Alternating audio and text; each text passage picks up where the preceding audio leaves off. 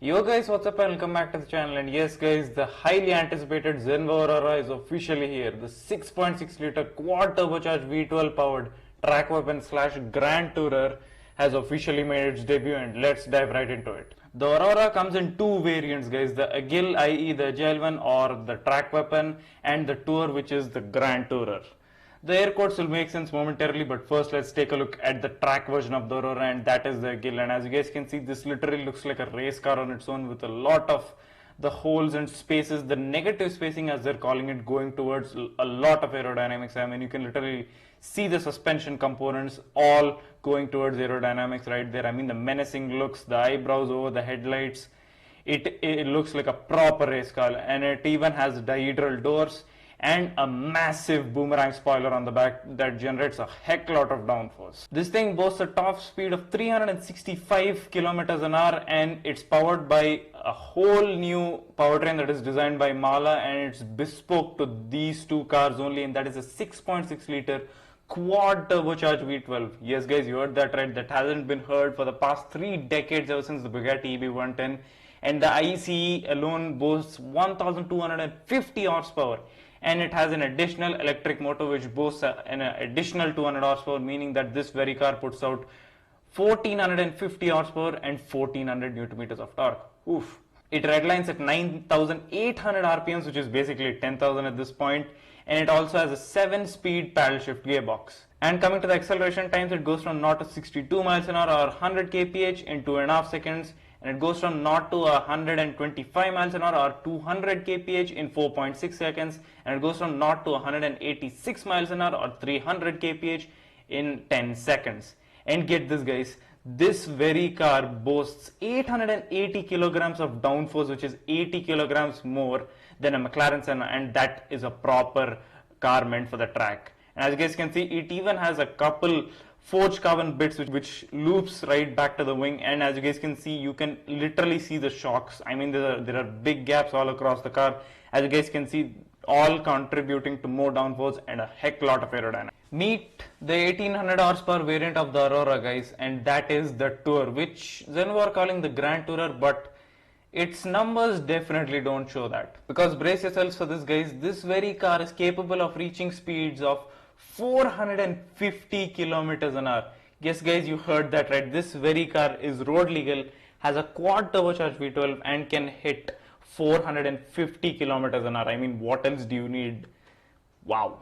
And I mean, the looks of this car on their own are very different when compared with the AGIL, because that had openings on the sides for more downforce, for more aerodynamics.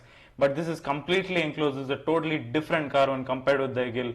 It doesn't have any of the negative spacing. Instead, it focuses on downforce and delivering such big numbers. Obviously, it retains a 6.6 liter quad turbocharged V12, putting out 1250 horsepower, but it doesn't have one, not two, but 3 additional electric motors, putting out 200 horsepower individually. And that means that this car boasts 1850 horsepower and 1700 newton meters of torque. Wow, I mean, the TSRS on its own was a huge benchmark to beat, and Zenvo definitely knocked it out of the park with the Aurora. And it redlines at 9800 RPM as well, which is basically 10,000 at this point, and it also retains a 7-speed paddle shift gearbox. But the acceleration times are where it shows who's boss, because it goes from 0 to 62 miles an hour or 100 kph in 2.3 seconds, which isn't all that bad when compared with the AGIL. But here's the banger. It goes from 0 to 186 miles an hour or 300 kph in, get this, 9 seconds, a whole second faster than the AGIL. And that's just mind-boggling. And it goes from 0 to 248 miles an hour or 400 kph in 17 seconds. Although 17 seconds is a long time, keep in mind that Zenvo had to abide by all the homologatory rules to make this road legal, and the fact that it can reach speeds of up to 400 kilometers an hour in a matter of 17 seconds is just astonishing. I mean, the TSRS on its own was a huge benchmark to beat, and Zenvo knocked it out of the park with the Aurora, and this is a total beast. And this shows that Zenvo are up there with Bugatti and Koenigsegg, and that they are not here to muck about but to compete. And guys, coming to the interior of the AGIL, this is quite a basic interior, but the thing is that the seats are one with the monocoque. They are in a permanent position, so you cannot move them, but do not fret. The pedal box is luckily movable. It is adjustable towards the front and back so that people of most sizes can fit in it. And one of the more interesting features is that the side clusters, i.e. this one and this one, can actually flip to reveal a digital display on the other side of the pane of glass, which is actually quite cool since you do not have an infotainment screen. Those are basically your infotainment screens. So basically you can use Bluetooth through that, you can see your maps through that, and you can also check out some technical stuff of the car to see if you have a check engine light, tire temps, and so on. And that's quite cool, and that has been implemented in both the variants. And guys, coming to the interior of the Tour variant, as you guys can see, it is literally one whole sheet of leather just slapped onto the seats, and yes, they are permanent non-moving seats as well. But to be honest, I prefer this elegant look over that of the generic black stitching since, well, that is meant for the track, whereas this is meant for comfort and going comfortably at 450 kilometers an hour. And the steering wheel as well has been clad half in carbon and half in the tan leather, which to be honest looks really classy and elegant. And as I had said, the side clusters flip to reveal a digital screen on the other side. And as you guys can see, this is exactly how it looks. You can use most of your electronics through here, such as Bluetooth. You can call people, you can use your Google Maps, you can check out the temps and technical stuff of the car. So this is quite a cool feature right there. But let me know in the comments, which interior do you prefer? And guys, coming to one of the biggest things of this car, and that is the 6.6 liter quad turbocharged V12 that Mahle put out.